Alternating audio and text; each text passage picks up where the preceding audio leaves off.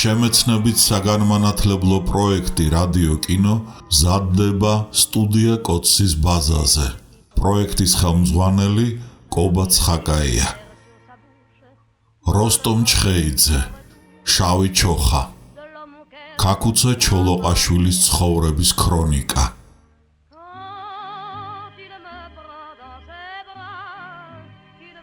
თავი 23.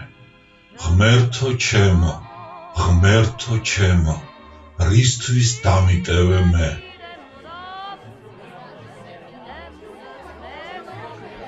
იმხანად პარიზში ჯერაც არსებობდა საქართველოს საკონსულო. არსებობდა რა, სულ ზღაფავდა. ნეტა ფრანგები გაუქმებას იმიტომ არ ასთხოვდნენ გადახვეწილ მთავრობას, იქნებ აღიდგინონ ძველი უფლებანი და ბარემ საკონსულო შენარჩუნებული იყოსო. ალბათ ეს უფრო ვიდრე ინერცი. ასეა თუ ისე შეფიცულთ იქ მოუწევდათ ხოლმე მისვლა საბუთების მოსაწესრიგებლად და აქაურობა კეთილად დაამახსოვრდებოდათ, რადგან საკონსულოში ხშირად ხვდებოდნენ ქართველებს, რომელნიც მათ გულთბილად და კარგად ექცეოდნენ. ალბათ დაუფარავი ცნობის წადილითა და ახტაცებითაც, როგორც გმირებს, თუმცა ალექსანდრე სულხანიშვილი ამდენს აღარ აგრძელებს. თავარი მისთვის ის საერთო განწყობილებაა, რომელიც პარტიზანებს მალამოდ ეცხებათ გულზე და ოდნავ მაინც უამებთ სულიერ ტანჯვასაც და გაურკვეველი მომავლის საფიქრალსაც. იმ დღესაც საკონსულოს მისაღებში სხედან და თავიანთ რიგს ელოდებიან.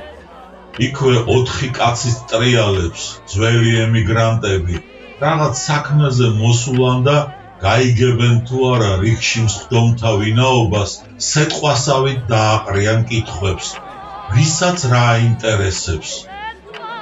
უეცრად კარი ნახევრად იღება და ვიღაც შემოიჭყიტება. ამდენი ხალხის დანახვაზე სასწრაფოდ მიხურავს და გაბრუნდება. ყველა შეფიცული, გარდა ალექსანდრესი, დაინტერესდება, ვინ არის ეგ კაციო? პასუხად ნოე რამიშვილი. ალექსანდრე ისედაც იცნობდა ყოფილ მინისტრს, აღელვებით კი ყველა ერთნაირად აღელდებოდა ნოე რამიშვილის ამ მართლაც შეუფერებელი საქციელით. მის მიერ კარის შემოღებამ, ჩვენ ჩამოთვალიერებამ და უცბად კარის მიხურვამ, თითქოს იქ ჭირიანებიან გველები ვისხედით, დაამტკიცა, რომ ჩვენ მას საშინლად ვძულდით. აი საიდან მოდიოდა ბრძანებები, ჯერ კონსტანტინოპოლში, ხოლო მერე მარსელში, რომ რაზმელები როგორმე არ შემოვეშვით საფრანგეთში. ეროვნული მრწამსი გააქვს, მას ყოველთვის მიუღებლად დარჩები სოციალ-დემოკრატთათვის. და განზოგადება თავისთავად გადმოიღვრებოდა კალმის წვერიდან. სწორედ ჩვენი მთავრობის ასეთმა მოღვაწეობამ დაღუპა კიდევ რის ვაივაგლახით მოპოვებული დამოუკიდებლობა. პარიზში ჩასული შეფიცულნი რასამოსით დაიარებოდნენ. ჯერაც ტყიდან გამოყოლილი ტანსაცმელი, ჩოხებით, ფაფახებით, თუშური ქუდებით, არც ხანჯლებს იშორებდნენ და რა გასაკვირია, ქუჩაში მიმავალთ, ფრანგები ცნობის წადილით თუ აყოლებდნენ თვალს. დავით სხირტლაძე თავს გამოიდებდა და საკმაოდ თანხას გადასცემდა ყოფილი მთავრობის გამგეობას, ყველა შეფიცულს თითო ხელიტანისამოსი უყიდეთო. გამგეობა როგორ მოიქცეოდა, ალბათ უკვე ამოიცანით.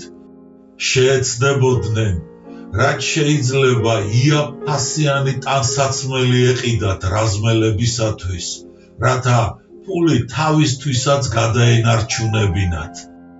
ალექსანდრე ამას რომ მიხვდებოდა, აღარც დაუთმობდათ. როდესაც სამოსის არჩევისას ისინი წუწუნს მოხვებოდნენ, ძვირია, იქნებ რაიმე უფრო იაფიო. არ ვიცი მე ძვირი, ეს მინდაო. ისე დაიჟინებდა, ვეღარაფერს გააწყობდნენ. მადლიერებას გამოთქვამს, ძველი ემიგრანტები ძალიან რომ ამოუდგნენ მხარში შეფიცულებს. იმ ემიგრანტებს, რომელთაც გული შესტკიოდათ პარტიზანებზე. 2-3 კაცი მაინც ყოლიათ მოსავლელი. ეს კი ნიშნავს, რომ გულშემატკივარნი მაინც და მაინც ბევრნი არ ყოფილან. ყოველ შემთხვევაში თან რომ შესაფერისი შეძლებაც მოეპოვებოდათ. თავარი მაინც ისაა, რომ ჟორდანიას მთავრობას 1 ფრანკიც არ დაუხარჯავს შეფიცულებზე. ფული დაეხარჯათ კი არა, კინაღამ სამხრეთ აფრიკაში გადაისროლეს. თეთრი გიორგის ორგანიზაცია რომ დაარსდებოდა პარიზში, ქაკუცა ჩოლოყაშვილს თხოვდნენ დასწრებოდა მის პირველ კრებას და სიტყვაც წარმოეთქვა. ის არის საქართველოს უკანასკნელი რაინდი და მის გამოჩენას დიდი მნიშვნელობა ექნება ჩვენი დამკვიდრებისა და სულისკვეთების გაძლიერებისთვისო. კალისტრატე სალია რომ განუცხადებდა თანამოაზრეებს, ყველა აღფრთოვანდებოდა ეროვნული გმირის მოსალოდნელი მოსვლით მათყრილობაზე და მაინც ქაკუცა ჩოლოყაშვილი და ალექსანდრე ბატონიშვილი არიან ჩვენი სულიერი ბელადებიო. ჯერ კიდევ მეტეხის ციხეში ჩასახულიყო მისი შექმნის იდეა, როგორც ზეპარტიული საზოგადოებრივ პოლიტიკური გაერთიანების და ამ განზრახის წამომწყებთაც ისევე შთააგონებდათ ქაკუცას სახება, როგორც მის გამგრძელებელთ და რა გასაკვირია, რომ მისი და ალექსანდრე ბატონიშვილის პორტრეტების გარეშე ყოველთვის წარმოუდგენელი იქნებოდა თეთრი გიორგის შეკრებები. თეთრი გიორგის სიმბოლიკა ივანე ჯავახიშვილის კვლევაძიებით დადგენილი ქართული წარმართული ღვთაების დასახვა ეროვნულ და სულიერ ორიენტირად საქართველოს სახელმწიფოს ემბლემად გამოცხადდებოდა 26 მაისის მთავრობის ხელით და დამოუკიდებლობის დამხობის შემდგომ კი ამ სიმბოლიკის აღდგენაში ხედავდნენ თავიანთ მიზანსა და მისიას პატრიოტულად განწყობილი ადამიანები, რომელნიც მკვეთრად დაუპირისპირდებოდნენ კლასობრივ თეორიასაც, ეროვნულ ნიჰილიზმსაც, ყალბად გაგებულ კოსმოპოლიტიზმსაც და მოინდომებდნენ ილია ჭავჭავაძის მოძღვრებაზე დაფუძნებული სახელმწიფო შექმნას თავისუფლების ამოგების მერე. თანაც ერთხელ და სამუდამოდ, რაკიღა თუ რაიმე შეაძლებინებდათ ეროვნული ენერგიის რწმენა და თვითმყოფადობის შენარჩუნების მძაფრი წადილი შეაძლებინებდათ ურთულეს დაბრკოლებათა გადალახვასა და გასვლას საერთაშორისო ასპარეზზე. სხვა ერთა შორის ქართველი ერიც თანასწორად რომ ჩადგებოდა საკაცობრიო იდეალთა აღსრულების გზაზე. რევოლუციურ მოვლენად მიიჩნევდა ამ ორგანიზაციის დაარსებას ალექსანდრე მანუელიშვილი. თეთრი გიორგის ერთ-ერთი ხელმძღვანელი, ვისთვისაც ყველაფერს ნიშნავდა ის გარემოება, რომ ამ გაერთიანებას თავარ იდეოლოგად მოევლინა მიხაკო წერეთელი და ის მტკიცე და სისტემური დოქტრინად შეიმუშავა, რომელიც მას მერეც იარსებებდა და ყოველთვისად წაადგებოდა დამოუკიდებელი საქართველოს მშენებლობას. როდესაც თეთრი გიორგის ხსოვნად ჩაიკარგებოდა ისტორიის ანალებში.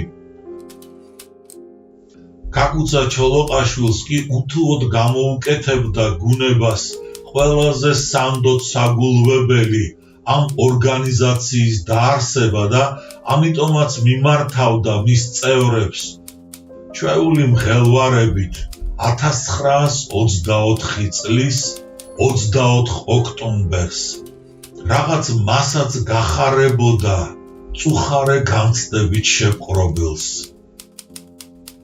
რა კი მოგონებანი შეფიცულთა რაზმზე არსებითად ქაკუცა ჩოლოყაშვილის ბიოგრაფიის მხატვრულ დოკუმენტური თხრობაა, ალექსანდრე სულხანიშვილი შორს აღარ გაჰყვებოდა პარტიზანთა ყოფის აღწერას ემიგრაციაში, არ გასცდებოდა კომპოზიციურ ჩარჩოს, როგორც ნამდვილ მწერალ შეხვერის და იმ ორიოდე ფურცელს იკმარებდა, ზოგადად რაც შეგვაცნობინებდა იმ ხელოვნურ დაბრკოლებებს, ისედაც დამძიმებულსა და გაურკვეველ მდგომარეობას კიდევ უფრო რომ უძნელებდათ.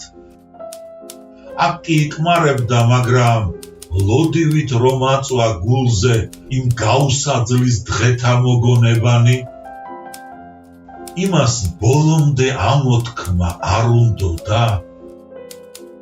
ასე შეიქმნებოდა შეფიცულთა რაზმის ცხოვრების ქრონიკა საფრანგეთში 1924 წლის ნოემბრიდან, თან დამოუკიდებელ მხატვრულ დოკუმენტურ თხზულებად, თან შეფიცულთა ბელადის ბიოგრაფიის ქრონიკის გაგრძელებად. ის სამუშაო, რომელსაც თავდაპირველად არგუნებდნენ ლა-მანშის პირას, დიორის ქარხანაში, ძალიან არ ეხატებოდა გულზე. ხუთფუთიანი ტომრები უნდა გადმოეტვირთათ და საწყობებში აეკოკოლავებინათ ჭერამდე, რომელიც საკმაოდ მაღალი იყო. იდგნენ ორ-ორნი კიბე და ჭერამდე ისროდნენ ზეთიან ტომრებს და თვითონაც ზეთით ითითხნებოდნენ. ანაზღაურება მაინც ყოფილიყო ასე თუ ისე რიგიანი. 20 კაცზე მეტნი მუშაობდნენ ამ ქარხანაში. მათ უფროსად ქაკუცას ალექსანდრე დაენიშნა და ესეც ხშირად წერდა. საშინლად მძიმე და ჭუჭყიანი სამუშაო გამოგვადგა და ბიჭები ძალიან შემიწუხდნენო. ბელადი ძალზე განიცდიდა მათ ყოფას და ამხნევებდათ. ცოტა გაუძელით, უფრო შეღავათიან სამუშაოს დავეძებ თქვენთვის და ისე როგორ იქნება, ვერ გიშოვნოთო. იმხანად გაიცნობდა პოლკოვნიკ კოკეს, ვისაც ქართველი ქალი ყოლია ცოლად. ამ პოლკოვნიკს რომ შესჩივლებდა, ჩემი რაზმელებისათვის სამუშაოს დავეძებო, ის თავს გამოიდებდა და ქაკუცას წაიყვანდა თავის მეგობართან, ქარხნის მეპატრონე პეჟოსთან. იგი ისეთი პატივით მიიღებდა პარტიზანთა მეთაურს და ისე მხურვალედ დაჰპირდებოდა, თქვენს რაზმელებს როგორ არ მოვაწყობ სამუშაოზეო, ადვილი მისახვედრია, თუ რარი გექო პოლკოვნიკს ქართველ მებრძოლთა წინამძღოლი. აკაკი ჩხენკელი რომ შეიტყობდა ქარხნის მეპატრონის ამ დაპირებას, სასწრაფოდ მოძებნიდა ქაკუცას და სთხოვდა, იქნებ ჩვენი ხალხისთვისაც გეშოვნათ სამუშაო. ჩვენი ხალხი, ცხადია, სოციალ-დემოკრატებს გულისხმობდა. გაიკვირვებდა ქაკუცა ჩოლოყაშვილი, ნუ თუ დევნილობაშიც კვლავ პოლიტიკური შეხედულებების მიხედვით უნდა განირჩეოდნენ ადამიანებიო და ამიტომაც არ მოერიდებოდა თვით იმ კაცს, ვინც აშკარა კეთილგანწყობას ამჟღავნებდა შეფიცულთა მეთაურის მიმართ. ბატონო აკაკი, რას ნიშნავს ჩვენი ხალხი და თქვენი ხალხი? ყველა ქართველზე უნდა ვიზრუნოთ, განურჩევლად მათი პარტიულობისა. ამ ფრაზაშიც რაოდენ კანთიელად ირეკლება მისი პიროვნული ბუნება, შეუზღუდავი, უშურველი, ყოვლის მომცველი და ეს პარტიული ეგოიზმით, უკიდურესად გაჟღენთილ რეალობაში.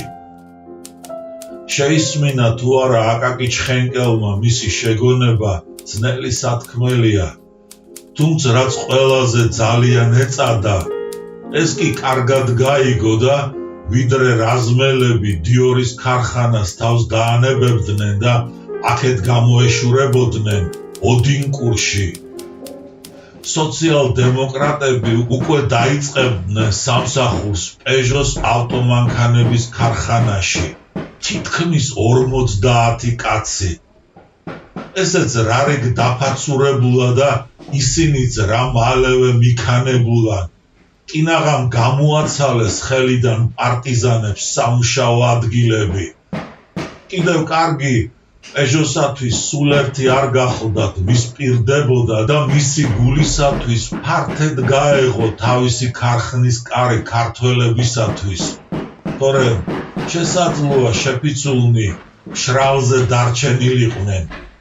რა გიყოთ, თავისუფალი ადგილები აღარ დაგვრჩაო.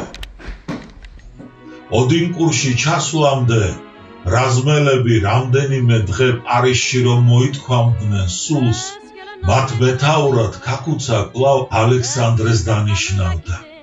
ხოლო რაკიღა გამართული ფრანგულით ჯერაც ვერ ლაპარაკობდნენ, თარჯიმნად გააყოლებდათ დავით ღოღობერიძეს, ვინც დახასიათებულია როგორც ყოვლად პატიოსანი კაცი და დიდი ჭირი ჩვენი მარქსისტებისათვის. პეჟოს ქარხანაში გაცილებით უკეთესი და საინტერესო სამუშაო დახვდებოდათ და მათ მშვიდ უდრტვინელ ცხოვრებას არც არაფერი დაარღვევდა, რომ არა სოციალ-დემოკრატიული ჯგუფის უფროსობის უხეში ჩარევა მათ საქმიანობაში, დაჟინებული მოთხოვნა. ჩვენ აქ დისციპლინას ვიცავთ და ზოგჯერ საჭიროა თავის მოყრა და საუბარიო. გამჭვირვალედ მიანიშნეს, ჩვენს წესებს უნდა დაემორჩილოთ და ჩვენს კრებებზე ზიაროთო. ნახეს რა იმათაც ადვილად დასაშინებელი ადამიანები, ძალით რომ გამოეტენათ მათი გონება მარქსის აზრებითა და ციტატებით. პასუხად მტკიცე უარს მიიღებდნენ ალექსანდრესაგან. ჩვენი რაზმის დისციპლინას ვიცავთ და არავით არის სურვილი არა გვაქვს, რომ პარტიების პროპაგანდაზე დრო დავკარგოთ. თავისთვის კი გაიფიქრებდა. არ ესიამოვნათ ეს პასუხი და ნუ ესიამოვნათ. ბევრმა მათგანმა არც კი იცის, რატომ არის მარქსისტი. არადა ქართველი კაცი თუ მარქსისტია, ის ქართველი პატრიოტი ვეღარ იქნებაო. სოციალ-დემოკრატები თავისას მაინც არ დაიშლიდნენ. რაკიღა პირდაპირი ძალდატანება არ გაუვიდათ, ცალკეულ შეფიცულთა გადაბირება შეეცადნენ. რა გინდათ მაგ თავად აზნაურებთანო, შეფიცულებს ვერ მოდრეკდნენ, სამაგიეროდ იმ რვა მიამბოხეს, რომელნიც მოგვიანებით შეუერთდნენ პარტიზანებს, ისე გააბრუებდნენ მარქსისტული პროპაგანდით, კიდეც ჩამოაცილებდნენ თავად ჩოლოყაშვილის მომხრეებს.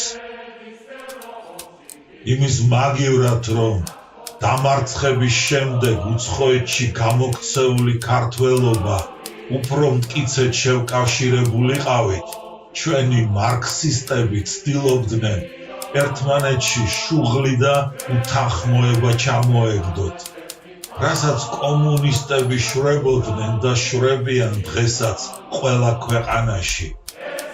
აი, ასე არ მოგვიშალეს მტერმოყვარეობა.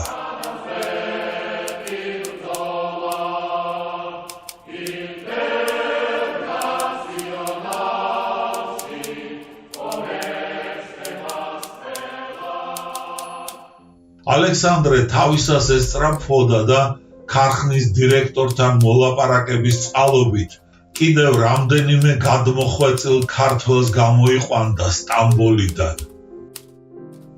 სოციალ-დემოკრატები კვლავაც თავისას ხლართავდნენ და აი ერთ დღეს დირექტორთან შევიდა მათი თარჯიმანი ქართველი შვილი, ყველა ქართველის სახელით. არ არის საჭირო ორივე ჯგუფს თავთავისი თარჯიმანი ჰყავდეს. ამიტომაც ერთობლივად გადავწყვიტეთ, მე დავრჩე ორივე ჯგუფის თარჯიმნადო. დირექტორი დაუჯერებდა, რას წარმოიდგენდა, ასე მზაკრულად თუ ატყუებდნენ. და კიდეც დაყაბულდებოდა დავით ღოღობერიძე კი ძალიან იწყენდა და ალექსანდრეს უსაყვედურებდა. რატომ გამიმეტე? ქანა ასეთი რა დავაშავეო. ეს აღშფოთდებოდა. ყველა ქართველის თანდასწრებით გამოიძახებდა ქართველი შვილს და ისეთ სილა შემოჰკრავდა, იატაკზე დაახეთქებდა. თან მოსთხოვდა, შენი დანაშაული შენვე გამოასწორე, თორემ ცოცხალი ვერ გადამირჩებიო. ისიც სასწრაფოდ გაქნდებოდა დირექტორთან, ცხვირპირ ჩალურჯებული და ასე აღადგენდნენ კვლავაც თარჯიმნად დავით ღოღობერიძეს. ურთიერთობა ყოველდღიურად გამწვავდებოდა და გამწვავდებოდა. პროვოკაციები პროვოკაციებად, პატარა ჩხუბები პატარა ჩხუბებად. ეს არ ყოფილა იმპულსური ქმედებანი. მიზან დასახულად ხდებოდა და დირექტივები კი პარიზიდან მოსდიოდათ სოციალ-დემოკრატებს, რომელთაც ახალ ძალად მოევლინებოდათ პოლიტხელი ბაქრაძე. იმ დავალებით გამოგზავნილი, რომ საბოლოოდ აღეკვეთა შეფიცულთა წინააღმდეგობა. თორემ რა გამოდიოდა? იმ პროვოკაციებისა და მუშტიკრივის შემდეგ დაზარალებულნი ყოველთვის მარქსისტი ემიგრანტები რჩებოდნენ. რაზმელების მხნეობის გასატეხად ჩაითქვამდნენ ალექსანდრე სულხანიშვილის ისე სასტიკად ცემას, რომ სამუდამოდ დაესახიჩრებინათ და არაფერში გამოსადეგი აღარ ყოფილიყო. და თუ მოკლავდნენ კიდეც, უშუალოდ არავის დაბრალდებოდა. ხალხის სინანულით იტყოდნენ, ჯგუფში დაიღუპაო და ამით მოთავდებოდა ძიებაც და აყალმაყალიც. როგორც საიდუმლო კრებაზე გადაწყვეტდნენ, კიდეც დაეხვეოდა ალექსანდრესა და ჯუგუ დადიანს 22 მარქსისტი. ყველა რკინის მილებით შეიარაღებული. ამჯერადაც რაოდენ ერთნაირად მოქმედებდნენ იდეური და განაყარი ძმები, ხელისუფლების სათავეში იქნებოდნენ მოქცეულნი თუ დამხობილი მთავრობა დაერქმეოდათ.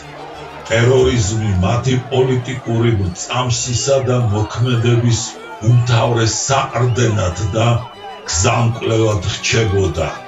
ზუსტად წითლების სისტემით, ისე როგორც დამოუკიდებლობის დროს ბევრი პატრიოტი ქართველი მოსპეს სოციალ-დემოკრატებმა პარტიის ტერორისტების საშუალებით.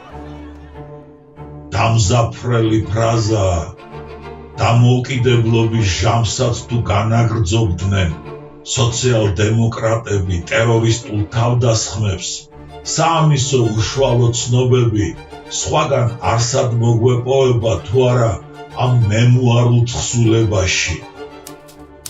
მენშევიკური მმართველობის წლები ახალი ჩავლილია და ალექსანდრესაც და უთუოდ ბევრ სხვასაც კარგად ახსოვს საიდუმლო მკვლელობების კვალი სოციალ-დემოკრატებამდე რომ მიდიოდა. ძალიან სახელოვანი არ ყოფილან ის პატრიოტები, საქართველოს ისტორიასაც რომ შემორჩენოდა მათი ტრაგიკული ხვედრი, მაგრამ როგორც ჩანს, ენერგიულად მონაწილეობდნენ საზოგადოებრივ პოლიტიკურ ცხოვრებაში და მთავრობასაც მათი მამულიშვილური მისწრაფებების აღსაკვეთად სხვა საშუალება არ მოეძებებოდა გარდა ტერორისა. თავარია რომ შერჩენოდათ, თორე სოდვას არ დაგიდევდნენ. ალექსანდრე სულხანიშვილის გამეტება მარტო იმის გამო, რომ მარქსისტულ კრებებს არ ესწრება. აუხ, რამხელა დანაშაული ჩაუდენია. ხელშესახებად მოწმობს თუ რისი ჩამდენნი არიან თუ კი ყურმოჭრილ მონასავით არ ემსახურები და მარქსიზმი არ გიდევს ახალ სახარებად. როცა მოგვიყვობს პარტია, აგვუნდება მთავარი, მამულშეძიროს სიცოცხლე. ამას მარქსიზმი ახალ სახარებად ეღიარებინა კი არა, სულ სხვა შეაგონებდა თანამებრძოლებსაც და ყველასაც სადამდეც ხმა მისწვდებოდა. ქართველი კაცი, როდესაც მარქსიზმის ბაცილით მოიწამლება, ას ქართული რაინდული აღარაფერი შერჩება. და სამშაბლო შენი ნათელი გვარდია, ჩვენი დროშა ლენინი, ჩვენი რწმენა პარტია. ილია ჭავჭავაძის მკვლელი პოლიტიკური მიმდინარეობისაგან ალექსანდრეს არც უკვირდა, მასაც თუ არ დაინდობდნენ. იმასთან შედარებით მე ვინა ვარ, რომ ხელი აუკანკალდეთ, ანდა რაინდულ ორთაბრძოლაში გამომითხოვოს რომელიმემო. მხოლოდ მიპარვით, მხოლოდ ქურდულად, მხოლოდ უთანასწორო შეტაკებისას. ვერც მოკლავდნენ და ვერც სამუდამო დაასახიჩრებდნენ ისე რომ გამოუსა დეგრადექციათ. თანაც შეფიცულნი არ მოითმენდნენ თავიანთი მეთაურის ასე უხთო გამეტებას და თუმც ლოგინა ჩავარდნილი ალექსანდრე დაუშლიდათ. თავდასხმა არ გაბედოთო, რადგანაც სულდა თვითონვე ეძია შური, 5 შეფიცული, 10 სოციალ-დემოკრატს რომ წაასწრებდა სადილობისას, ისე დღეს დააყრიდნენ, ვაი დედას ძახილით გააქცევდნენ. ის ჯგუფი თავის მხრივ ისევ მიპარვით, ისევ ზაკრულად, სიმრავლით გულმოცემული შემოუტევდა. სისხლით დაიღრებოდა, სხვერპლით მოხვებოდა. თითქოს სათავგადასავლო რომანს კითხულობდე ანდა ბენვენუტო ჩელინის მოგონებებს. ისეთი შეხლა შემოხლა და დაკა ტრიალებს ალექსანდრე სულხანიშვილის მოგონებათა ამ გარეგნულად უწყინარ ნაწილ ფურცლებზე. იქ იმ ნაწილში თითქოს და მოთავდა ბრძოლები და შეტაკებანი, პარტიზანები, ბოლშევიკური ხელისუფლების წინააღმდეგ რომ ამბოხებულიყვნენ და ეს რა ხდებოდა? ქადმოხვეწილებსა და ქარხანაში მომუშავეებს კლავაც ის დღეები უნდა გაეგრძელებინათ. უთანასწორო ბრძოლის მასშტაბი კი საგრძნობლად შემცირებულიყო, მაგრამ მაინც უმცირესობაში იმყოფებოდნენ შეფიცულნი. მით უმეტეს მოსალოდნელი იყო მოძალადეთა რიგების შევსებაც და სადამსჯელო მეთოდების უკიდურესი გამკაცრებაც. ეს ჯგუფი, რომელიც მე და დადიანს დაგვეცნენ, იყო სოციალ-დემოკრატების პარტიის ტერორის აღმასრულებელი ჯგუფი პარტიის პირად განკარგულებაში. ისე როგორც კომუნისტურ პარტიას ჩეკა ჰყავს, არავითარი განსხვავება არ არის მათ შორის. მგელი არიშლი და მგლობასა, არც კაიხმა მამაცობასა. პოლიცია დატუსაღებით შეფიცულებს დაატუსაღებდა სერგო მაისურაძესა და სარდიონ კუჭავას. პროვოკაციის გამომწვევნი და თავდამსხმელნი კი ვითომც არაფერიო, ისე გააგრძელებდნენ თავისას, თანაც ასეთ მზაკრულ საქმიანობაში გამოჯეკილნი. პოლიცია იმასაც მოითხოვდა, ოდინკურიდან უნდა წავიდეს ერთ-ერთი ჯგუფი, რათა აღარ განმეორდეს ამისთანა ამბავიო.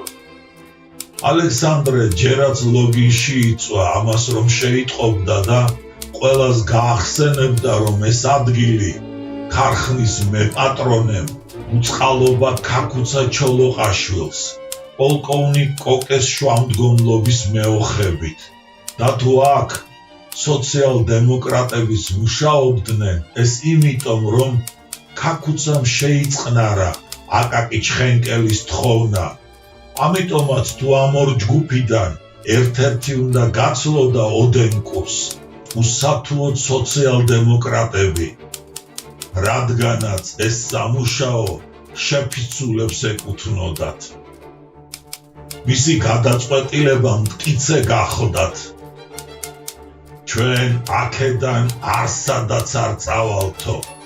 ვითარება საგრძნობლად რთულდებოდა. არიზიდან ჩამოვიდნენ ევგენი გეგეჭკორი და შალვა ამირეჯიბი, რათა როგორმე მოეწესრიგებინათ ეს არეულობა, რომლის გაღრმავებაც დიდი ხიფათის მოლოდინს ქმნიდა. შალვაც ამას ურჩევდათ და ყოფილი მთავრობის სახელითაც და პირადადაც ამასვე ჩააგონებდა ევგენი გეგეჭკორი. თუ წამოსვლა ისევ თქვენი წამოსვლა სჯობს, რადგან სოციალ-დემოკრატები გაცილებით მეტნი არიან და მათი მოწყობა უფრო გაძნელდება ახალ სამუშაოზე, ვიდრე თქვენი. ბოლოს და ბოლოს რამდენი ხართ, რომ ვერ გისაშველოთო. ის კი არა, ჟორდანიას მთავრობა ჰპირდებოდათ, ვიდრე სამსახური გამოინახებოდა თქვენთვის საცხოვრებელ ხარჯებშიც ხელს გამოგიწვდითო. როგორც იქნებოდა დაიყაბულებდნენ, თუმცა რაზმელებს დიდად არ ეიმედებოდათ ამ დაპირებისა და ასეც მოხდებოდა. ვერც ისეთ სამსახურს იშოვიდნენ, ოდინკურივით ყველანი ერთად რომ ყოფილიყვნენ და ამასობაში ფულით შემოელეოდათ. სასტუმროებში განა როდემდე გააჩერებდნენ და გრძნობდნენ ლუკმაპურით სანატრელი რომ გაუხდებოდათ. ალექსანდრე აკაკი ჩხენკელს რომ მიაკითხავდა და მისგან ითხოვდა დანაპირების შესრულებას, მისი ჩარევა რომ არა, სოციალ-დემოკრატები ოდინკურში ხომ ვერ მოხდებოდნენ, თუ არა დამშეული ადამიანი რას ჩაიდენდა. ალექსანდრეზე არანაკლებ მოეხსენებოდა ყოფილი მთავრობის ერთ-ერთ მეთაურს. ის აწუწუნდებოდა, ისედაც დიდად სამარცხვინო საქმე დაგვემართა და ამას კიდევ რამე რომ დაემატოს, ჩვენი დაღუპვა იქნებაო და ამ სიტყვებით დაანამუსებდა ალექსანდრეს. გაწყნავდით, მეგობრებო, გაწყნავდით. თქვენ უფრო მეტი მოგეთხოვებათ. უფრო მეტი ცხადია, იმიტომ მოეთხოვებოდათ, რომ მეტი დამსახურებაც მიუძღოდათ ქვეყნის წინაშე და პასუხისმგებლობაც მეტი დაჰკისრებოდათ, მაგრამ ეს მეტი დამსახურება თუ მეტი პასუხისმგებლობა მაშინ რატომ არ ახსენდებოდათ, როდესაც ჯერ სტამბულშივე ლამობდნენ მათთვის გზის მოჭრას, მერე პარიზისაკენ აღარ უშვებდნენ, მერე სამუშაო ადგილებში ჩაეზიარდნენ და მადლიერების მაგივრად იმ მიზეზით გამოდევნეს პეჟოს ქარხნიდან მარქსისტულ მიღებულ კრებებზე რატომ არ გვესწრებით და თქვენც რატომ არ ილაყებთ twins ჩვენსავით მარქსის აზრებით და ციტატებითო. შემეცნებით საგანმანათლებლო პროექტი რადიო კინო მზადდება სტუდია კოცის ბაზაზე. პროექტის ხელმძღვანელი კობა ცხაკაია.